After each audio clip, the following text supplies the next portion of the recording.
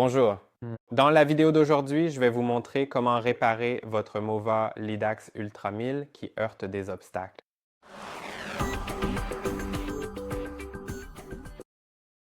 S'il heurte des obstacles, il y a deux possibilités. Soit il est mal configuré pour le type de terrain que vous avez dans l'application, soit les capteurs ne sont pas propres. Parlons d'abord des capteurs, car ils doivent être nettoyés assez fréquemment. Euh, Techniquement, l'application indique que cela devrait être fait toutes les 60 heures de tâches effectuées au total, mais je pense que cela devrait dépendre euh, simplement de la façon dont il est utilisé et certainement plus fréquemment. Donc, vous devez nettoyer le capteur LIDAR. Vous pouvez le faire avec un chiffon en microfibre. Vous pouvez l'humidifier avec de l'alcool isopropylique ou de l'eau. Il suffit qu'il soit légèrement humide.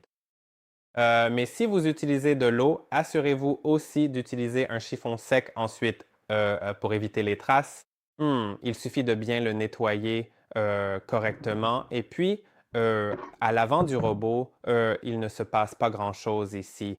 Mais il y a aussi ces contacts de charge qui valent aussi la peine d'être vérifiés si vous êtes déjà en train de nettoyer parce qu'ils doivent aussi être nettoyés assez fréquemment.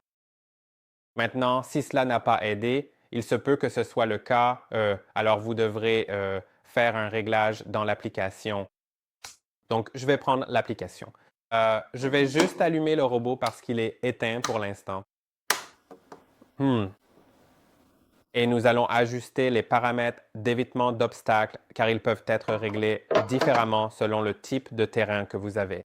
Si vous avez une pelouse plate, alors des réglages différents seront appliqués par rapport à une pelouse qui n'est pas plate. Le robot est en train de s'allumer. Et Bienvenue, Robot Mova. j'ai l'application juste ici. Mhm. Maintenant, vous devriez pouvoir le voir correctement.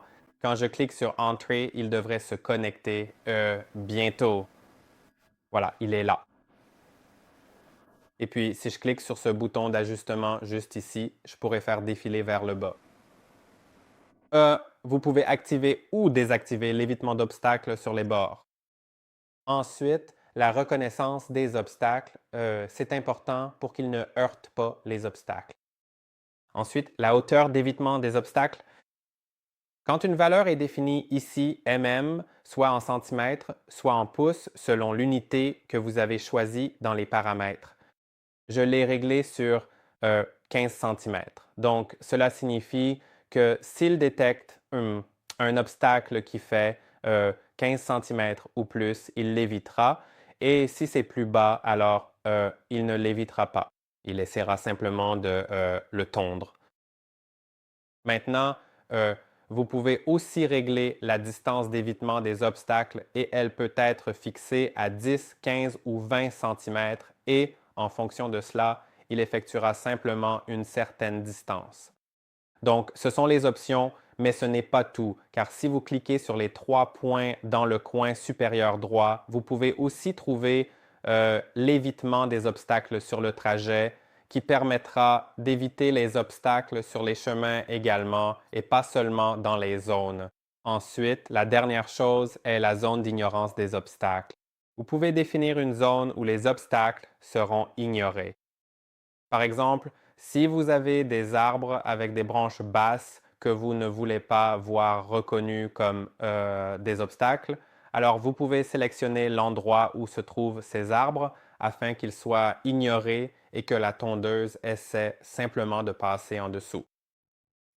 Et c'est à peu près tout. Je pense que tout cela devrait vous aider avec le problème des obstacles. J'espère que cette vidéo vous a été utile. N'oubliez pas de liker et de vous abonner et je vous retrouve dans la prochaine vidéo.